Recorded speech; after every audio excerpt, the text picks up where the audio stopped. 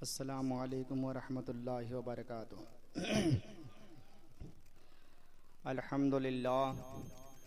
अल्हम्दुलिल्लाहिल्लज़ी हुवल फ़िक़्हुल अकबर वल जामिउल कबीर लिज़ियादाति फ़ैज़िहिल मबसूति दुररिल क़ुरर बिहिल हिदाया व मिनहुल बिदाया व इलैहिन निहाया बिहम्दिहिल विक़ाया व नुक़ायतुद दिराया व ऐनुल इनाया व हुस्नुल किफ़ाया वस्सलातु वस्सलामु अलल इमामिल आज़मिल रुसुलिल किराम मालिकी व शाफ़िई अहमदुल कुराम यक़ूलुल हुस्नु बिला तवक्कुफ़ मुहम्मदुल हसन अबू यूसुफ़ फ़इन्नहुल अस्लुल मुहीत लिकुल्लि फ़ज़लिन बसीतिन व वज़ीदिन व वसीत अम्मा बाद फ़अऊज़ु बिल्लाहिस समीइल अलीम मिनश शैतानिर रजीम बिस्मिल्लाहिर रहमानिर रहीम या अय्युहल्लज़ीना आमनु उद्ख़ुलू फ़िस्सिल्मि काफ़्फ़ा वला तत्तबिउ ख़ुतवातिश शैतान इन्नहु लकुम अदुव्वुम मुबीन व क़ौलन आख़र वल्लाहु युहिब्बुल मुत्तहिरीन। सदक़ल्लाहुल मौलाना अज़ीम व सदक़ा बल्लगना रसूलुहुन नबियुल अमीनुल मतीनुल मुईनुल करीम व नहनु अला ज़ालिका लमिनश शाहिदीन व शाकिरीन वल्हम्दुलिल्लाहि रब्बिल आलमीन। मुअज़्ज़ज़ सामईन, आइए आयत मुबारका के तज़किया करने से हम और आप इंतहाई अक़ीदत व मोहब्बत के साथ अपनी और सारी कायनात के मरकज़ अक़ीदत अनीसे बेकसा चारा साज़े दर्दमंदा, हम गरीबों के गमगुसार, हम फ़कीरों के सरवत, शहरे यारे इरम ताजदार हरम, नौबहारे शफ़ाअत शबे असरा के दुल्हा, नौशहे बज़्मे जन्नत अख्तरे बुर्ज़ो रिफ़त क़ासिमे कन्ज़ो नेमत, मालिक जन्नत जनाब अहमद मुजतबा मुहम्मद मुस्तफ़ा अरवाहुना फ़िदा सल्लल्लाहु तआला अलैहि वसल्लम की बारगाहे बेकसपना में झूम झूम कर दुरूद पाक का हदिया निशावर कर लें और पढ़िए बावाज़ बुलंद अल्लाहुम्मा सल्लि अला सय्यदना व मौलाना मुहम्मदिन मादनिल जूद वल करम व आलिहिल किराम व बारिक वसल्लिम सल्लु अलैहि सलातु व सलामन अलैका या रसूल अल्लाह अस्सलातु व सलामन अलैका या हबीब अल्लाह सल्लल्लाहु तआला अलैहि वसल्लम। मुअज़्ज़ज़ सामईन, वाह क्या जूदो करम है शहे बतहा तेरा, नहीं सुनता ही नहीं मांगने वाला तेरा, फर्श वाले तेरे शौकत का गुलो क्या जाने, खुसरवा अर्श पे उड़ता है फरेरा तेरा। मैं तो मालिक ही कहूँगा कि हो मालिक के हबीब, महबूब व मुहिब में नहीं मेरा तेरा। मुअज़्ज़ज़ सामईन, मैंने कुरान अज़ीम सूरतुल बकर का एक टुकड़ा आप समातों के हवाले किया है। अल्लाह रब्बुल इज़्ज़त इरशाद फरमाता है, या अय्युहल्लज़ीना आमनु उद्ख़ुलू फ़िस्सिल्मि काफ़्फ़ा, ऐ ईमान वालो मुकम्मल तरीके से इस्लाम में दाखिल हो जाओ। वला तत्तबिउ ख़ुतवाति शैतान, और शैतान के कदम ब कदम ना चलो, शैतान की पैरवी न करो, क्योंकि वो इंसान का खुला हुआ दुश्मन है। तो हमें चाहिए इस आयत मुबारका के तहत हमने जब आक़ाए करीम रऊफ़ुर रहीम सल्लल्लाहु ताला अलैहि वसल्लम का कलेमा पढ़ लिया है, जानो दिल से नबुवत का इकरार कर लिया है, अपने नबी की रिसालत को तस्लीम कर लिया है, अल्लाह की वहदानियत को अपने दिल में बिठाया है, तो रसूल कायनात सल्लल्लाहु ताला अलैहि वसल्लम के फरामीन पर अमल करना भी हमारे लिए ज़रूरी है। और अमल करने के मामले में हम कोताही न करें, हकीर न जाने।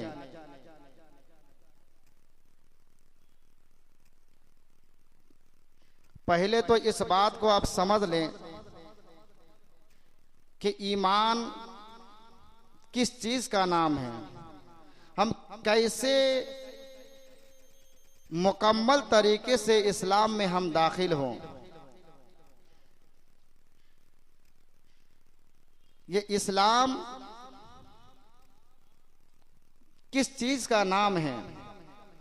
वैसे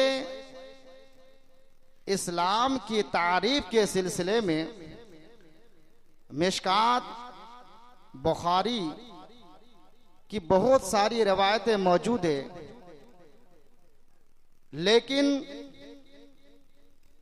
सही और वाज़ेह इस्लाम की तारीफ, मोमिन की तारीफ मुफस्सल तरीके से ये की जाती है कि अल्लाह तबारक व ताला पर ईमान रखना, उसकी किताबों पर ईमान रखना, उसके रसूलों पर ईमान रखना, आखिरत पर ईमान रखना, तकदीर की अच्छाई और बुराई का इकरार करना और मरने के बाद दोबारा जिंदा होना, जिसे हम बास कहते हैं। ये मुसलमान की तारीफ है, ईमान की तारीफ है। अल्लाह के रसूल सैयद आलम सल्लल्लाहु ताला अलैहि वसल्लम की खिदमत बाबरकत में एक सहाबी रसूल हाजिर हुए, अर्ज की या रसूल अल्लाह सल्लल्लाहु ताला अलैहि वसल्लम, हमने तो आपका कलिमा पढ़ लिया है, अब हमें करना क्या है? सिर्फ अल्लाह को मान लेने का नाम मुसलमान है? ये रसूल को तस्लीम करने का नाम मुसलमान है? तो अल्लाह के रसूल सल्लल्लाहु ताला अलैहि वसल्लम इब्तदाई दौर में यही फरमाते, साइल जिस हैसियत से आते आका अलैहिस्सलाम उस हैसियत से उसको जवाब देते। और मजहब इस्लाम की बरकत यह भी है कि जब कोई नबी का कलिमा पढ़ लेता है तो कलिमा पढ़ने की बरकत से वो आहिस्ता आहिस्ता तमाम फरामीन पर अमल करने पर वो आमादा हो जाता है। तो ये मुसलमान की तारीफ, ईमान की तारीफ है। अब अल्लाह ने फरमाया कि ईमान वालों अब मुकम्मल तरीके से इस्लाम में दाखिल हो। आज अगर हकीकत की रोशनी में देखा जाए, अपने आप को हम तो मुसलमान कहते हैं, लेकिन जहां अमल की बात आती है तो अमल के एतबार से हम बिल्कुल सिफर है। लेकिन आका करीम सल्लल्लाहु ताला अलैहि वसल्लम के फरामीन पर अमल करने का नाम ही असल शरीयत है। तो जब कोई अल्लाह का बंदा कलिमा पढ़ करके मजहब इस्लाम को कबूल कर लेता है तो अरकान इस्लाम यानी इस्लाम की जो बुनियादी 5 चीजें हैं वो उस पर लाहिक और जरूरी हो जाता है। एक तो नमाज है। नमाज हम पढ़ते हैं क्योंकि अल्लाह के रसूल सल्लल्लाहु ताला अलैहि वसल्लम की हदीस पाक है कि नमाज ये जन्नत की कुंजी है। अगर जन्नत जानी है तो नमाज अदा करनी है। ये हमें याद है कि नमाज ये जन्नत की कुंजी है। लेकिन नमाज मुकम्मल तरीके से उसी वक्त आपकी कामिल कहलाएगी कि जब आप नमाज को नमाज के तरीके से अदा करेंगे।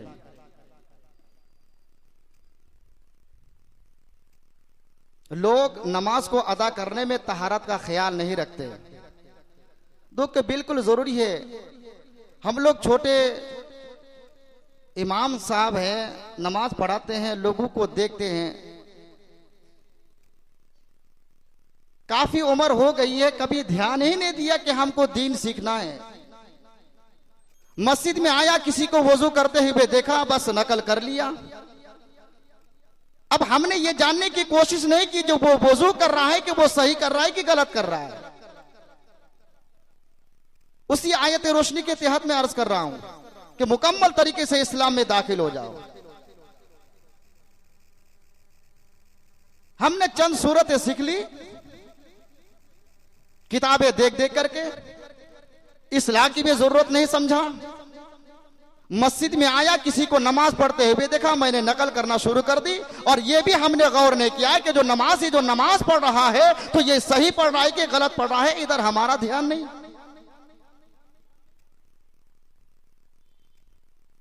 उसी तरीके से बहुत सारी चीजें ऐसी हैं जो हम नकल करने पर आमादा हो चुके हैं, हम कभी जानने की कोशिश नहीं करते हैं। और दुनिया की जितने भी चीजें हैं, हर चीज को हम सीखने के बाद करते हैं। अगर देखा जाए, एक नमाजी ऐसी चीज है या फिर शरीयत ही का कोई एक ऐसा अमल है कि जब हम उस अमल को करते, उस काम को करते हैं, तो फिर सीखना मुनासिब नहीं समझते। हम देखते हैं हमारे बच्चे या हम खुद या बहुत सारे लोग ऐसे हैं, बाइक उस वक्त तक नहीं चलाते जब तक कि वो सीख नहीं लेता, उसका कोई टीचर नहीं होता। कार सीखने के बाद कार चलाते हैं, मोबाइल सीखने के बाद मोबाइल चलाते हैं, कंप्यूटर सीखने के बाद कंप्यूटर चलाते हैं। यानी ये जरूरी है कि जब तक के सीखा ना जाए तब तक के इस्तेमाल ना किया जाए। लेकिन नमाज ही एक ऐसी चीज है जो हमारे कुछ क्या कहते हैं आदमियों के अंदर, कुछ दोस्तों के अंदर, दोस्तों अहबाब के अंदर पाई जाती है कि हम नमाज तो पढ़ते हैं लेकिन हम इस नमाज की इस्लाह के लिए किसी आलिम के पास जाकर के उसकी इस्लाह नहीं करते। हम किसी को अपना उस्ताद नहीं बनाते। हम वजू तो करते हैं लेकिन वजू करने के लिए हम ये नहीं समझते कि उस वजू की इस्लाह किसी आलिम दीन से कर लिया जाए। बहुत जरूरी है ध्यान रखना कि तहारत एक ऐसी चीज है कि अल्लाह को बहुत ही प्यारा है। अगर कोई नापाक इंसान किसी जमीन के हिस्से पर चलता है, बहुत सारे नौजवान ऐसे हैं, गौर करने की बात है, अगर नापाक हो गया, गुस्ल उस पर फर्ज हो गया, तो वो जल्द गुस्ल करने को जरूरी नहीं समझता कि जब वक्त होगा, नमाज का वक्त होगा, उस वक्त नहा करके हम मस्जिद के करीब आ जाएंगे, नमाज के करीब आ जाएंगे। अल्लाह के रसूल सल्लल्लाहु अलैहि वसल्लम की हदीस है कि मोमिन की एक पहचान यह भी है, मिशकात की रवायत है, कि वो कभी नापाक होता ही नहीं, कभी नापाक नहीं होता। ये मोमिन की सिफत है। अगर कभी कभी नापाक होता है तो एक लम्हे के लिए होता है, एक आन के लिए होता है, फिर वो मोमिन कभी नापाक नहीं होता है। तो जो कुछ लम्हे के लिए या कुछ साथ के लिए जब नापाक होता है तो उसके लिए जरूरी है कि बिलफौर वो गुस्ल से फारिग होकर के पाक व साफ हो जाए। वरना आका करीम सल्लल्लाहु अलैहि वसल्लम ने फरमाया कि जब कोई नापाक इंसान जमीन के किसी हिस्से पर से गुजरता है तो वो जमीन रब के हुजूर अर्ज करती है कि ये अल्लाह मुझे इतनी ताकत दे दी जाए ताकि मैं फट करके इस इंसान को मैं दबोच लूं। इतना बड़ा गुनाह है। तो अर्ज ये कर रहा कि तहारत हासिल करना ये मेरे अल्लाह को बहुत पसंद है। हर वक्त हम बावजू रहा करें, हर वक्त हम पाक और साफ रहा करें। उसकी बहुत बड़ी फजीलत आई है। अल्लाह के रसूल सल्लल्लाहु अलैहि वसल्लम की हदीस है कि जब कोई इंसान बावजू सोता है, खाली इबादत ये नहीं कि हफ्ते में एक दिन जुमा की नमाज के लिए हम मस्जिद में हाजिर हो जाए, यही इबादत है। इबादत सिर्फ ये नहीं कि 5 वक्त की नमाज जो हम पर फर्ज किए गए हैं इन नमाजों को हम अदा करें। इबादत सिर्फ ये नहीं जो साल में एक मर्तबा उम्मत मुस्लिमा पर साहिब हैसियत पर जो हज फर्ज किया गया है वही इबादत है। इबादत ये नहीं कि हौलान हौल के बाद जो साल में एक बार ज़कात दी जाती है यही इबादत है, ऐसा नहीं।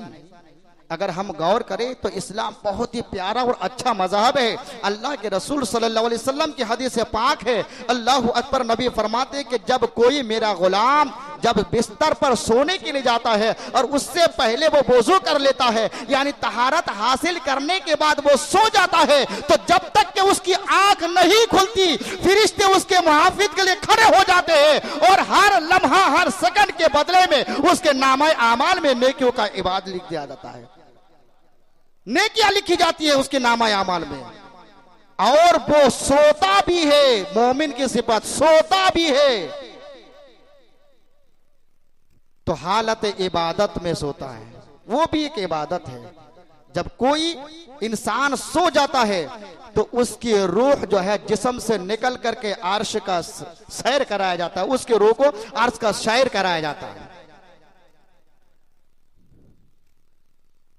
ये बावजू और एक रवायत तो मैंने हुजूर ख्वाजा मोइनुद्दीन चिश्ती रज़ी अल्लाह तबारक व तआला अन्हु के मलफूजात में मैंने पढ़ा है कि जब कोई बंदा बेवजू सोता है, जब कोई बंदा बेवजू सोता है तो फरिश्ते जब उसके रूह को उसके जिस्म से अलग करके अर्श की तरफ ले जाता है तो फरिश्ते रोक दिया जाता है और अल्लाह की तरफ से ये आवाज आती है कि नहीं नहीं नहीं, ये बेवजू इंसान है, इसने वजू नहीं किया है, इसके रूह को अर्श के सैर नहीं कराई जाएगी, पाबंदी लगाई जाती है। फिर फरिश्ते उस रूह को ले जाकर के उसके जिस्म पर रख देता है।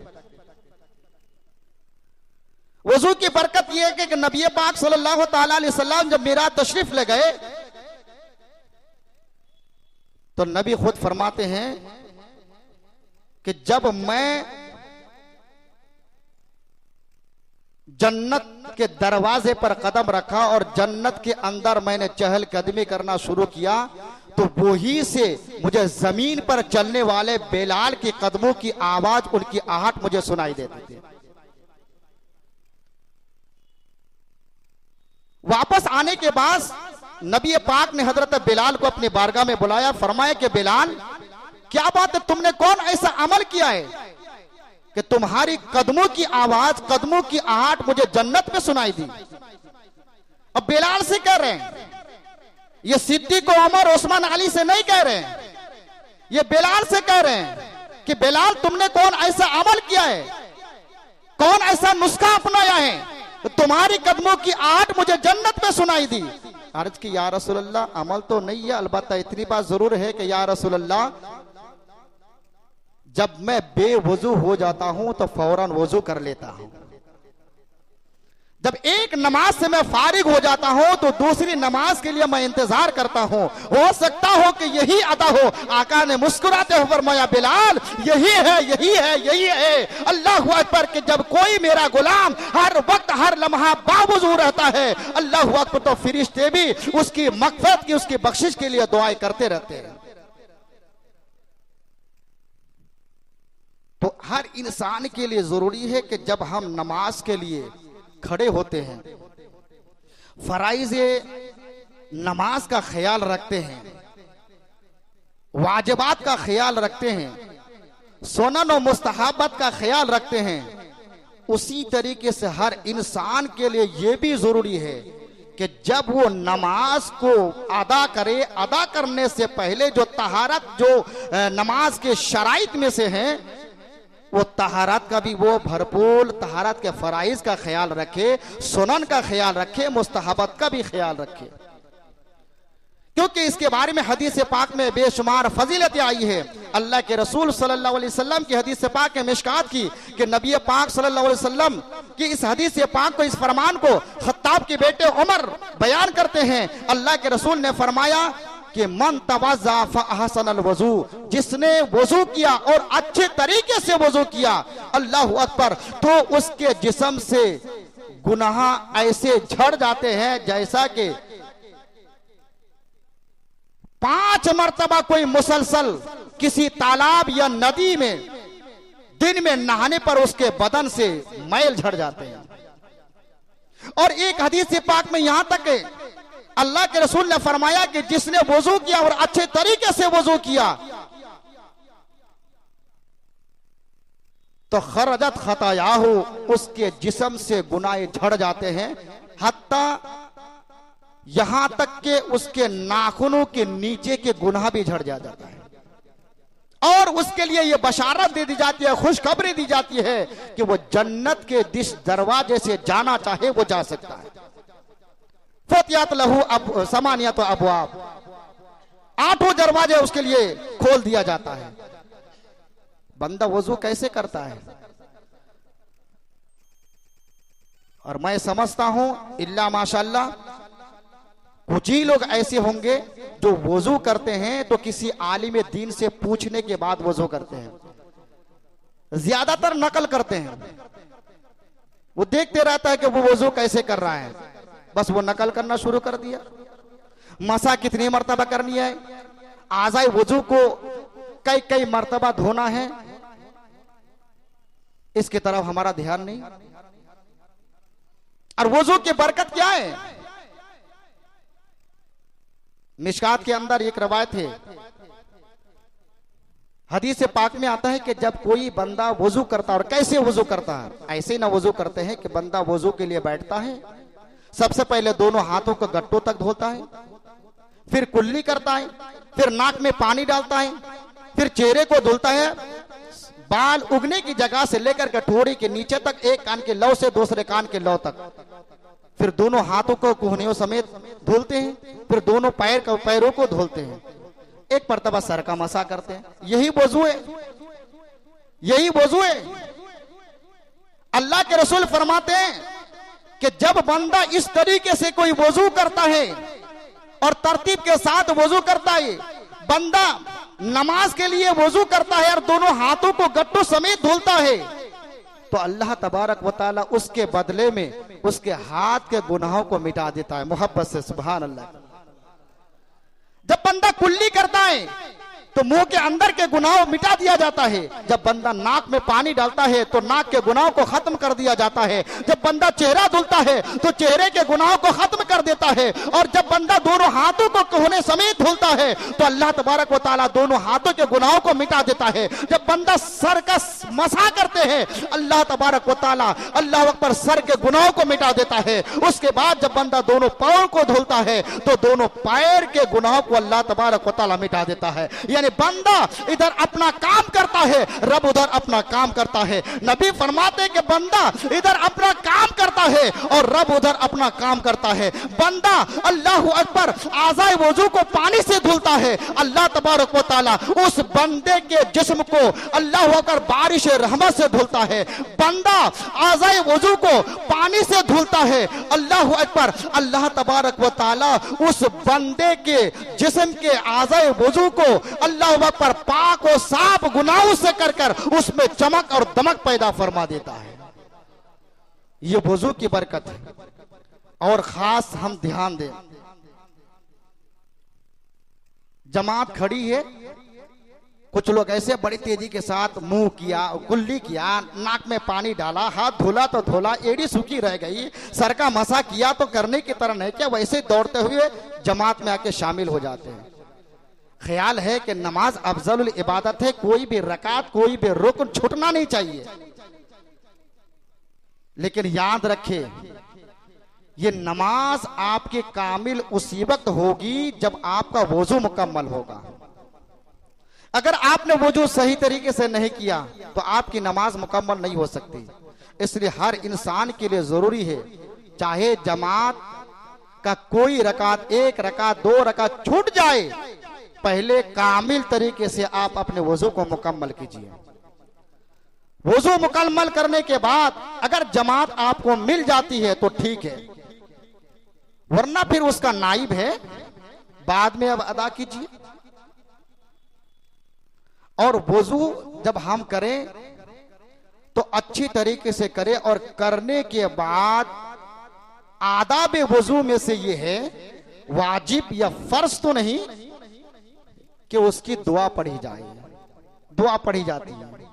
मिशकात की रिवायत है, उमर इब्ने खत्ताब रदियल्लाहु तबारक व तआला अन्हु से रिवायत है नबी पाक सल्लल्लाहु अलैहि वसल्लम ने फरमाया कि जिसने वजू किया और अच्छे तरीके से वजू किया और वजू के फारिग के बाद ये दुआ पढ़ा कि अशहदु अल्ला इलाहा इल्लल्लाहु वहदहु ला शरीका लह व अशहदु अन्ना मुहम्मदन अब्दुहु व रसूलुहु। गालिबन हर एक को दूसरा कलिमा शरीफ याद है। मतलब क्या है? अल्लाह के रसूल फरमाते हैं कि फारिग वजू, फरागत वजू के बाद जब कोई ये कहता है कि मैं गवाही देता हूं कि अल्लाह के सिवा कोई माबूद ही नहीं है, कोई इबादत के लायक नहीं है, उसका कोई शरीक नहीं, ये सारा मुल्क जमीन और आसमान सबका मालिक वही है, और मैं इस चीज की भी गवाही देता हूं कि मोहम्मद अरबी सल्लल्लाहु ताला अलैहि वसल्लम अल्लाह के बंदे और उसके रसूल हैं। और साथ ही साथ बंदा अपने दिल से ये भी दुआ करे कि ए अल्लाह मुझे खूब खूब तौबा करने वालों में से बना दे, ए अल्लाह मुझे खूब खूब तहारत और पाक व साफ वाला मुझे बना दे। तो अल्लाह के रसूल सल्लल्लाहु ताला अलैहि वसल्लम बयान फरमाते हैं कि उस बंदे के लिए जन्नत के 8 दरवाजे खोल दिए जाते हैं, 8 दरवाजे खोल दिए जाते हैं, और उन्हें हुक्म होता है कि बंदा अब आ जाओ, बंदा अब आ जाओ, मेरी जन्नत में आ जा, मेरी कुदरत का नजारा कर ले, मेरी जन्नत का नजारा कर ले, क्योंकि ये बागो बार तो सब तुम्हारे लिए है, ये हूरो गिलमान सब तेरे लिए है, ये बशारत दी जाती है, खुशखबरी सुनाई जाती है, ये जन्नत की सारी नेमतें सब तुम्हारे लिए है, आ जाओ मेरी जन्नत में, ये उन्हें बशारत दे दी जाती है।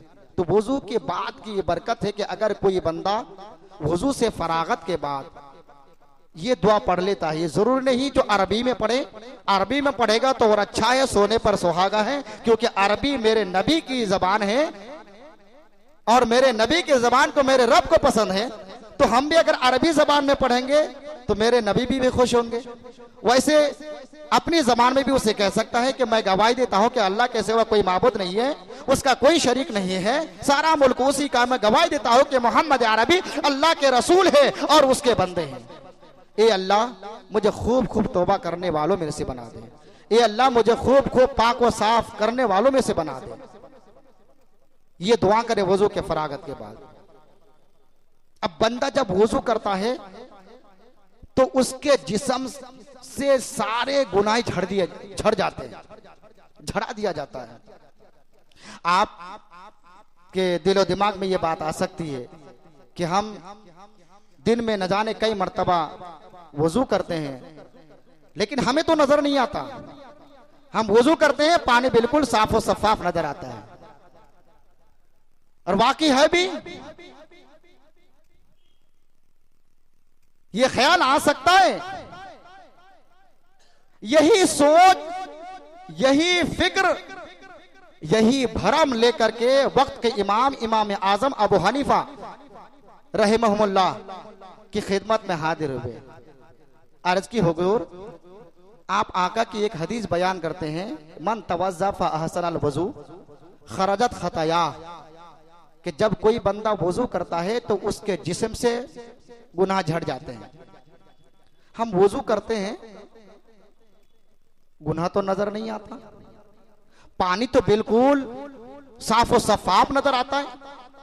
अगर गुनाह झड़ता तो पानी मटियाला नजर आता, अगर गुनाह झड़ता तो पानी गलीज नजर आता, अगर गुनाह झड़ता तो पानी मैला नजर आता। ऐसी कोई बात तो नहीं है। वो तो आजकल के इमामों की तरह नहीं थे ना, वक्त के इमाम थे। वो मौला अली मौला कायनात की दुआ ही इमाम आजम हजरत जूता, जो इमाम आजम के दादा जान है, जूता ये लास्ट में ता है, कोई ये पहनने वाला ना समझ ले। ये मौला कायनात के जमाने में अपने बेटे साबित को लेकर के चलते थे, दुआएं लेते थे। एक दिन कहा कि हुजूर आप मेरे बच्चे के लिए दुआ फरमाएं। साबित के लिए। उस वक्त इमाम आजम के वालिद तकरीबन 5-6 साल की उम्र के थे। तो हजरत अली रजी अल्लाह तबारक व तआला अन्हु ने साबित के सर पर अपना दस्त करम रख करके फरमाया कि ज़ुता, ये तुम्हारा बेटा ऐसा है कि इसकी पुष्ट से एक ऐसा बच्चा पैदा होगा, अल्लाह अकबर, जिसके एम से पूरी कायनात फैज़याब होती हुई नजर आएगी। और वो जब बच्चा बड़ा हुआ, शादी भी आई, उसके नस्ल से जो बच्चा पैदा हुआ उसी को आज इमाम आजम अबू हनीफा कहते हैं। इमाम आजम समझ गए कि इसे बताने की जरूरत नहीं है, इसे मुशाहिदा कराने की जरूरत है। साइल के हिसाब से आप जवाब देते थे, इन्हें समझाने की जरूरत नहीं है, बल्कि इन्हें दिखाने की जरूरत है। इत्तेफाक की बात यह हुई कि नमाज के लिए अजान दी गई तो एक शख्स आया और आने के बाद वजू करना शुरू कर दिया। मेरे इमाम ने कहा कि देखो, वो इंसान जो वजू कर रहा है, जो उसका पानी आ जाए वजू से गिर रहा है, उसका कलर क्या है? उसने कहा कि हुजूर बड़ा मटियाला गलीज है एकदम।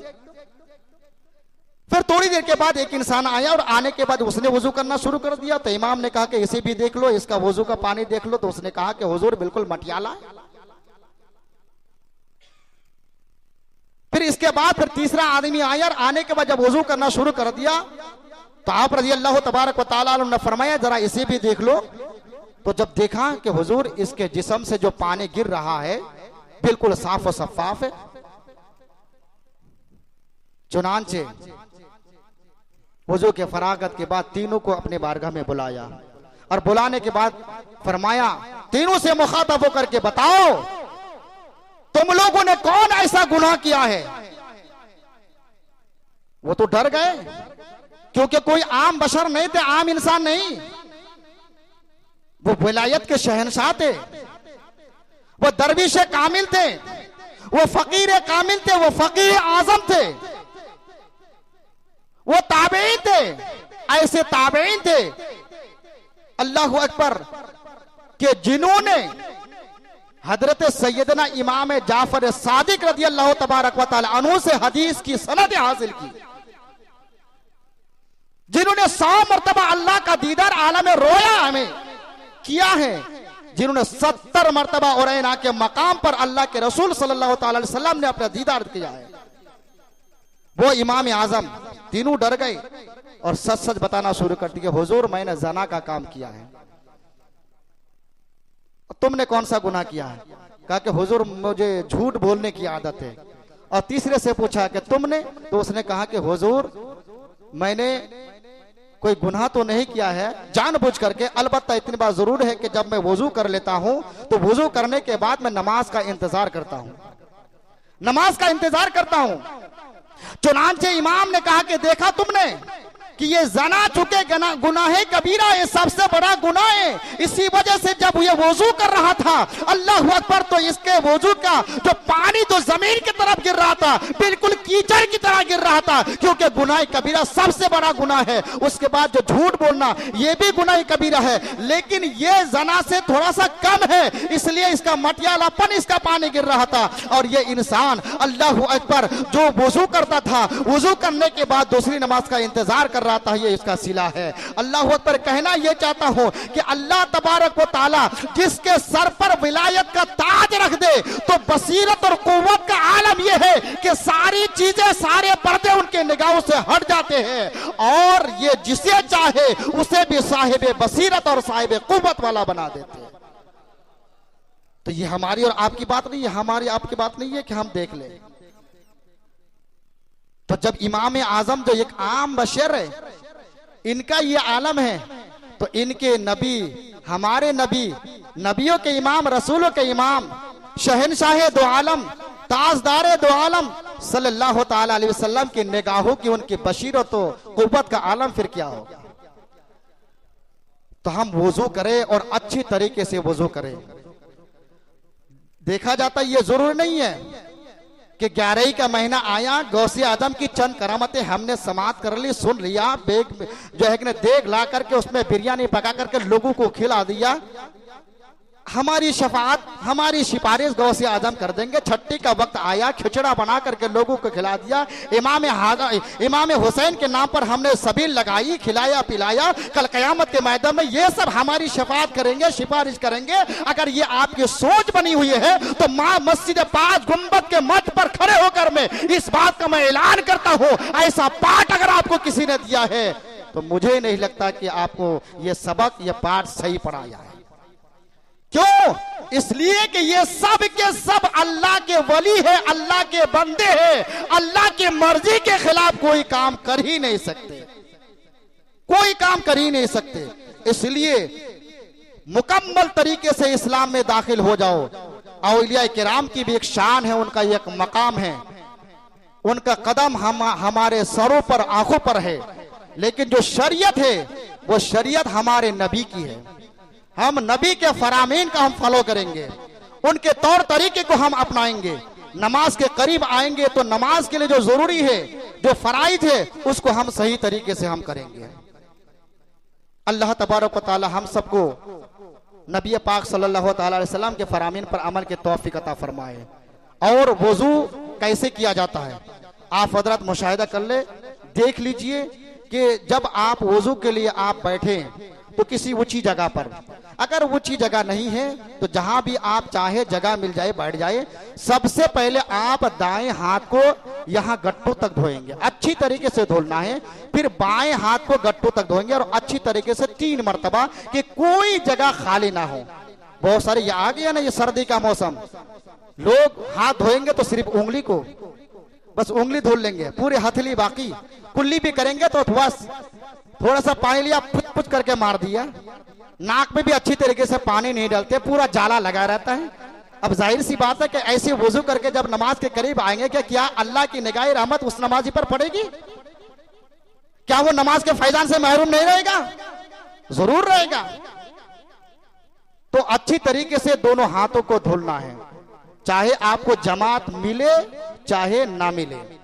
और जब आप कुल्ली करेंगे तो 1 मर्तबा कुल्ली करने के बाद आप उंगली से, मिसवाक तो हर एक के पास होता, उंगली से आप दांतों का मसाज कर लीजिए, ताकि हर दांतों के जड़ तक पानी पहुंच जाए। अगर कुछ लगा हो उसे आप छुड़ाएं, और अगर निकालना अगर मुश्किल है, दांतों के अंदर कोई ऐसी चीज फंस गई है कि मुश्किल है निकालना, तो कोई बात नहीं है। लेकिन अगर मुमकिनात में से है तो उसे आप निकालें। 3 मरतबा अच्छी तरीके से कुल्ली करने के बाद फिर आप नाक में पानी चढ़ाएंगे। 1 मरतबा पानी चढ़ाने के बाद जो बाएं हाथ की जो छंगलियां, छोटी उंगली है, वो नाक के सुराखों में दाखिल करके अगर कोई जाला कचड़ा अगर फंसा हो उसे साफ करना है। 3 मरतबा अच्छी तरीके से, फिर पूरा चेहरा आपको धुलना है। और पानी जब आप चेहरे पर मारेंगे, बहुत सारे लोग ऐसे वजू करते हैं कि पानी चेहरे पर ऐसे मारते हैं फव्वारे की तरह, और पीछे पूरा भीगता हुआ नजर आता है। जहां भीगना चाहिए था वह भीगा ही नहीं। ये भी कराहत है, पानी को आराम से चेहरे पर रखे पेशानी पर, ताकि बह जाए, कोई भी जगह बाकी ना हो। और अगर दाढ़ी है तो दाढ़ी वाले के लिए जरूरी है कि वो खिलाल भी करे। खिलाल करना है, बहुत सारे लोग खिलाल ऐसे ऐसे करते हैं। खिलाल उंगली डाल करके करनी है आपको, अंदर से डाल करके, ताकि दाढ़ी के हर बाल के जड़ तक पानी पहुंच जाए। जब आपका मुकम्मल तरीके से चेहरा आपका धुला गया 3 मरतबा, उसके बाद फिर दाएं हाथ को कोहने समेत धुलना है। बहुत सारे लोग यहां से धुलते हैं, यहां से धुलना नहीं है, बल्कि ये जो कोहनी है उसके ऊपर तक धुलना है।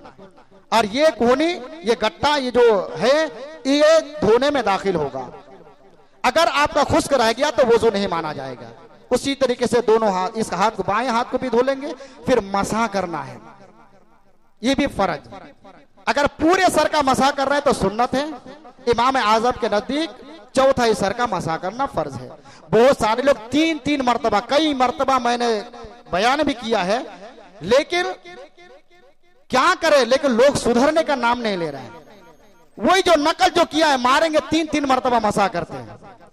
कान में उंगली डालेंगे तो ऐसे ऐसे पता नहीं क्या करते हैं, ऐसे घुमाते रहते हैं। पीछे भी मसा करेंगे तो बार बार ऐसे करते हैं। याद रखिए, ये मसा जायज ही नहीं है। मसा सिर्फ एक बार होता है, एक बार और एक बार होता है, एक से ज्यादा नहीं। नया पानी जब आप लीजिएगा तो 3 उंगलियों को मिला करके जहां से बाल निकला वहां पर रखे। अगर ना हो सके तो बिल्कुल ये अंगूठा खाली छोड़ करके हथेली और तीनों उंगलियों के पेट को एकदम मिला करके ले जा करके पीछे तक ले आइए, पीछे ले आए। ये हुजूर मुफ्ती आजम हिंद अली रहमत व रिजवान का ये नुस्खा है। उसके बाद ये 2 उंगली बचेगी, एक उंगली कान में डाल दे, शहादत की उंगली को सुराख पर 1 मरतबा घुमा दे, 2 मरतबा घुमाने की जरूरत नहीं है। ये अंगूठा बचा रहा, ये अंगूठा ये कान के ऊपर जाहिर हिस्से पर ऐसे करके घुमा देंगे तो कान का भी मसा हो गया। अब ये हथेली उंगली का जो पेट है ये नापाक हो गए, ये नापाक हो गए। अब इसको दोबारा आप यूज नहीं कर सकते। यूज करने के लिए फिर से आपको धुलना पड़ेगा। तो जो हजरात 1 मरतबा मसा के बाद 2 मरतबा उसी को करते तो 1 मरतबा इस्तेमाल हो गया, तो जो हाथ में पानी लगा वो माए मुस्तामल है। फिर दोबारा आप उसी से फिर मसा कर रहे हैं तो गोया कि आप माए मुस्तामल से आप फिर दोबारा मसा कर रहे हैं। उसके बाद ये वाला हिस्सा बचा, आखिर में आप गर्दन का मसा कर लीजिए। तो 1 मरतबा सिर्फ मसा होता है। आज जहन नशी कर लें, कल आप कहेंगे जब पूछा जाएगा ना, जब पूछा जाएगा कयामत के मैदान में ऐसा तुमने क्यों किया, तो आप यही जवाब देंगे कि अल्लाह क्या करें, हमने तो दीन का इल्म सिखा ही नहीं है। ये उधर नहीं माना जाएगा। बहुत सारे लोग कहते हैं ना कि अगर कोई आलिम दीन हाफिज कुरान कारी कुरान ने गलती कर दी तो अवाम कहती है कि तुमने जानबूझ करके गलती क्यों की। अरे हम तो नहीं जानते थे, हमसे अनजाने में गलती हो गई। लेकिन याद रखे आलिम दीन ने जानबूझ करके गलती किया ना तो फिर भी उसमें रुखसत है कि उसको 1 ही गुनाह मिलेगा। और अगर कोई गैर आलिम गुनाह करता है तो 1 नहीं 1 गुनाह करने पर 2 गुनाह उसे मिलता है। आप कैसे? इसलिए कि दीन का इल्म सीखना ये भी फर्ज है। तुमने सीखा क्यों नहीं, 1 गुनाह हुआ, और तुमने किया क्यों। तो ये जो फार्मूला आजकल चल रहा है ना कि हमें मालूम नहीं इसलिए हमने कर दिया, तो ये फार्मूला ये नुस्खा आपका वहां नहीं चलेगा। दीन सीखना फर्ज है, पहले दीन सीखिए। साहबी रसूल का ये मामूल था कि जब हम ईमान ला चुके तो ईमान लाने के बाद जब तक के शरीयत के मुकम्मल मसाइल को सीख नहीं लेते दूसरा काम नहीं करते, दूसरा काम नहीं करते। उसके बाद सर के मसा के बाद फिर आपको पांव को धुलना है, दाएं पांव को फिर बाएं पांव को अच्छी तरीके से, और पांव के जो उंगलियां हैं उसमें खिलाल करनी है, कोई हिस्सा बाकी ना रहे। ऐसा वुजू